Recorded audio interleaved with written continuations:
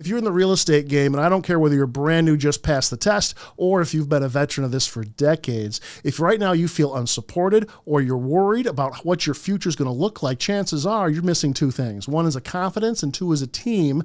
And my guest today has both, and she can transfer them to you in the company and vision she's building with this great culture. Let me introduce and bring in Yevette Jessen. So Yvette, coaching and training is a huge part of your mission. What can you share with new and seasoned agents, and what kind of support can they expect? Well, actually, coaching isn't really for brand new agents to the business. I think agents new to the business need to focus more on training. That's the nuts and bolts of selling real estate. As far as the coaching goes, I like to take my seasoned agents and take them to the next level through my coaching program. So coaching and training are completely two separate issues, and they're applied differently. Mm. And so take me through kind of those seasoned agents already. What would they be looking for, or why would they be looking to make a change?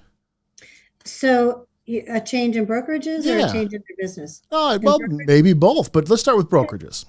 Yeah. So what I'm finding in today's environment is there's a lot of opportunities for realtors to go to 100% concept brokerages, right?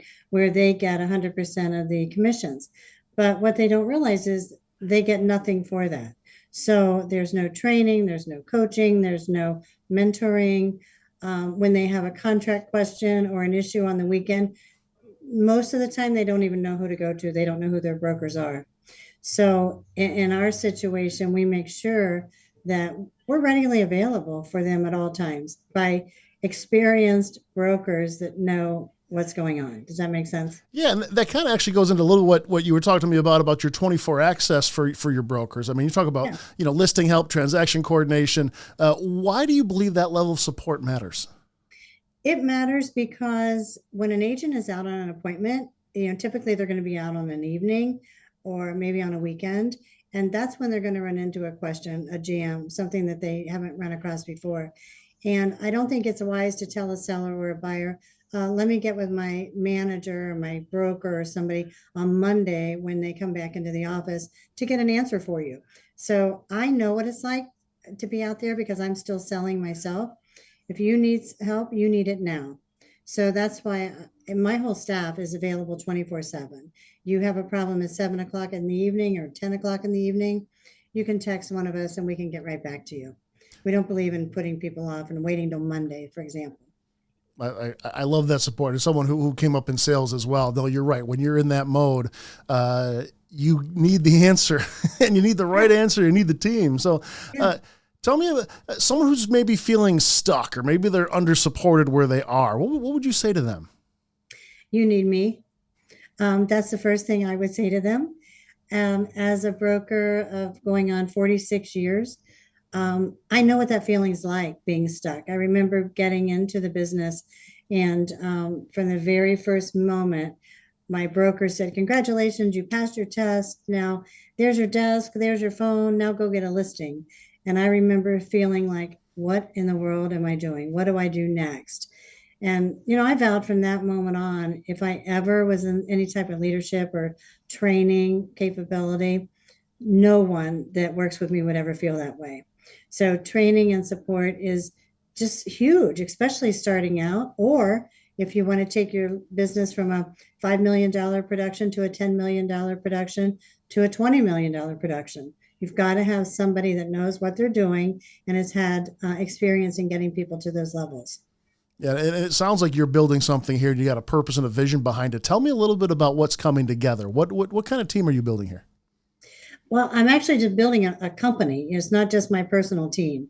So what I'm trying to build are people that are committed to the business, that actually really want to assist sellers and buyers, not just be transactional. Where there are two different types of agents. There are those that build their business by relationships, and there are those that build their business by transactions.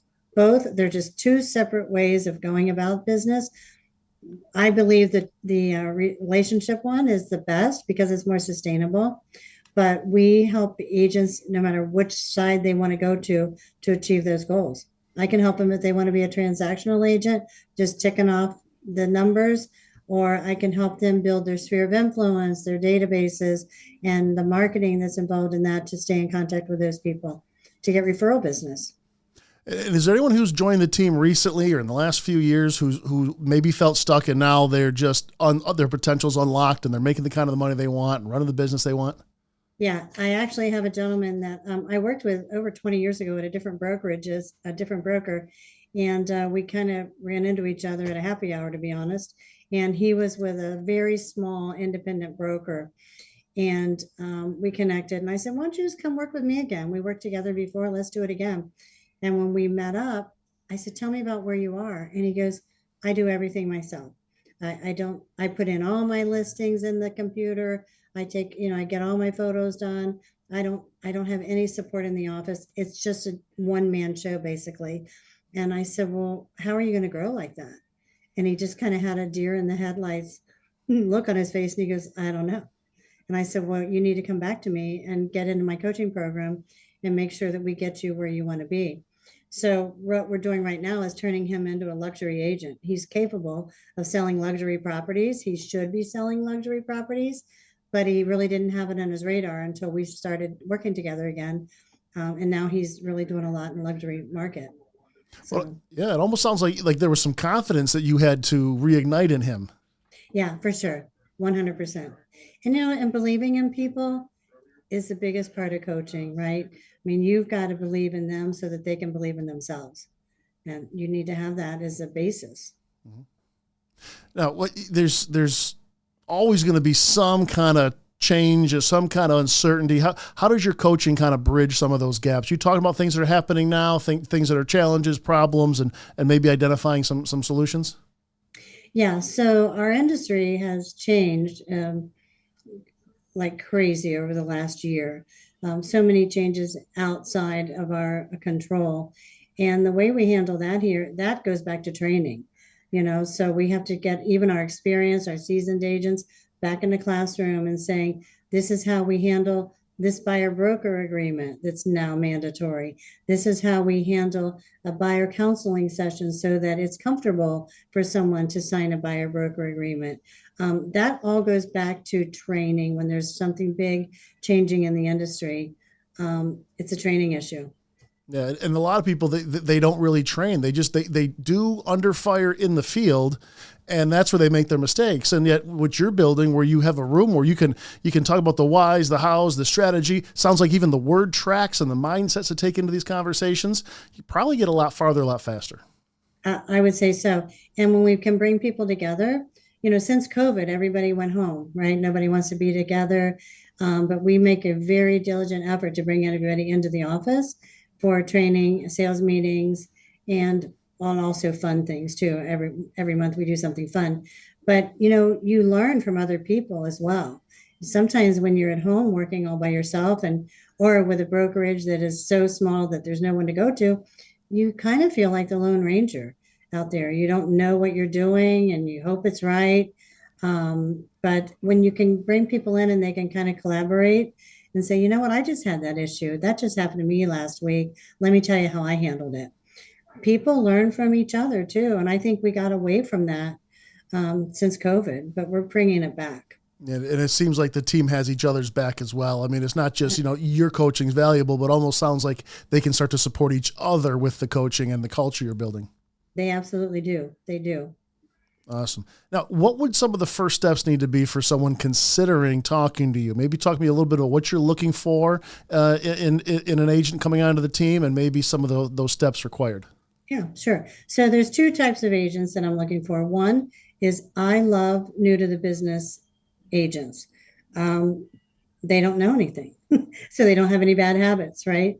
So I love getting brand new people right out of the real estate school and training them in the proper way of today, and watching them grow their business. So that's one group. Now, those people, not everybody's cut out to sell real estate. Let's just face it. Everybody thinks it's an easy, profession. And since all of the TV shows, oh, you show three houses and you can pick one, that's not really how it works.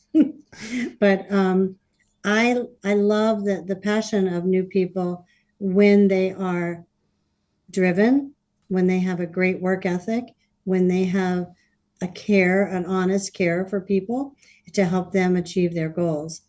The people I won't hire are the people when I say, why do you want to get into the real estate business? And they say, I love looking at houses.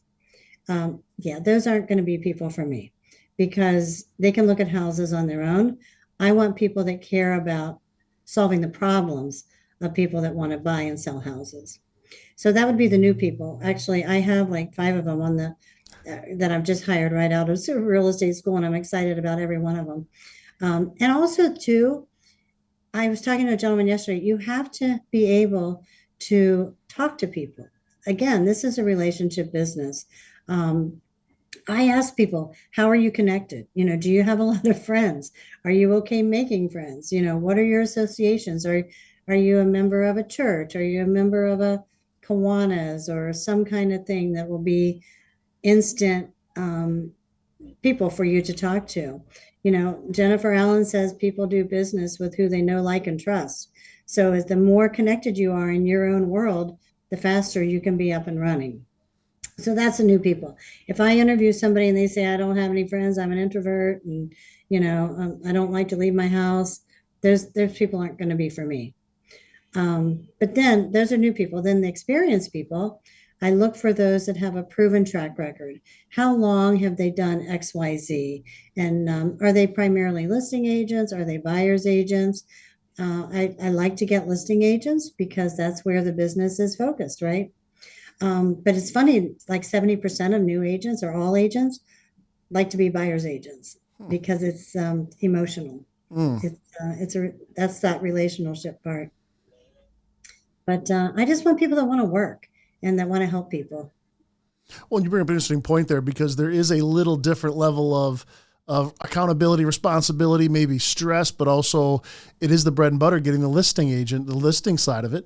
I mean, without that, that's actually the bigger relationship, isn't it? Because once you have that client, you've served them well. People don't live in houses for 20, 30 years like they used to anymore. They seem to be moving quite often. Yep. Well, not as often as they were. They're Mm-hmm. staying in their houses probably 11 years now when it Mm-hmm. used to be like 4 or 5. Mm. But I remember this reminded me of something that when you just said that, I took over an office several years ago, 25 years ago, as a sales manager. And I remember walking into that office, and it was a failing office. I didn't know that at the time. But I walked in, and one of the agents said, "Oh, by the way, we don't like to work with sellers. We only like to work with buyers. So you might need to know that up front." Hmm. And I thought, well, it's my first day. You don't know me. I don't know you. Let me tell you something.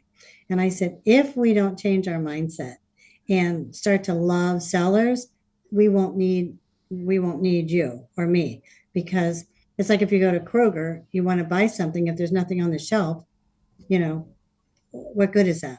Yep. So we quickly turned that office around into a listing office and changed the profit of over $100,000 in less than 6 months. But it was just mindset. It's like people think listings are hard. And actually, when you get it down pat, you know how to service a seller. It's not. It's a business decision.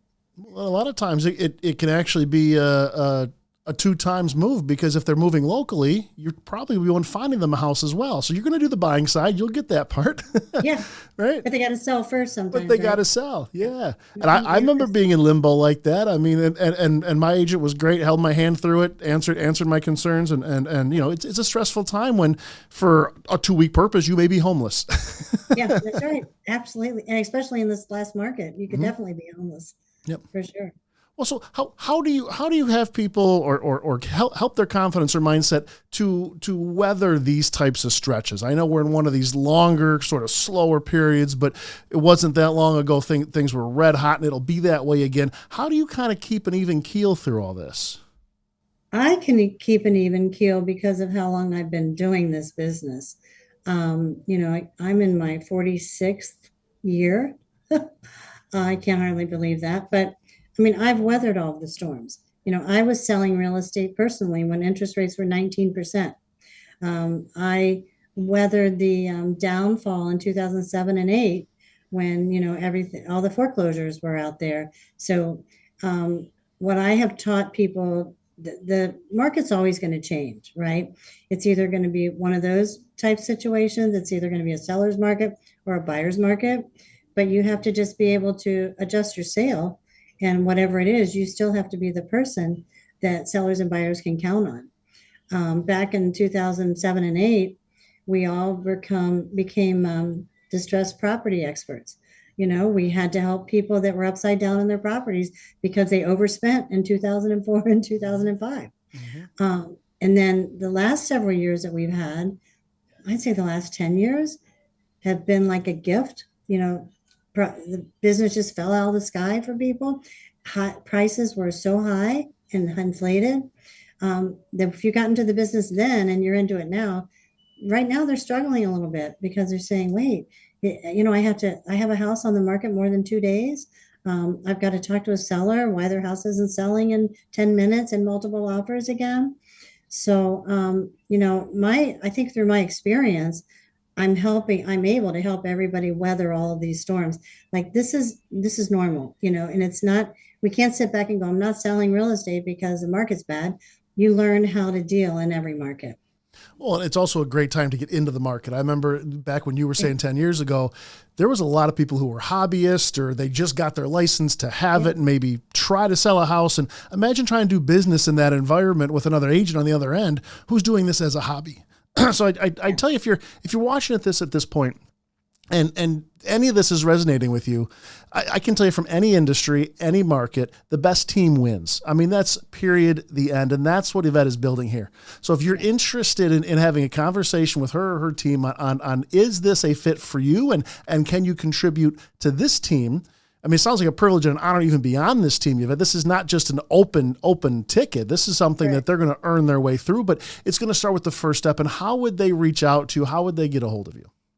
They can reach out to me several ways. Just call me at my phone number, 513-382-5700. That's my personal cell phone. And again, test me. I have it on all the time, weekends and evenings as well.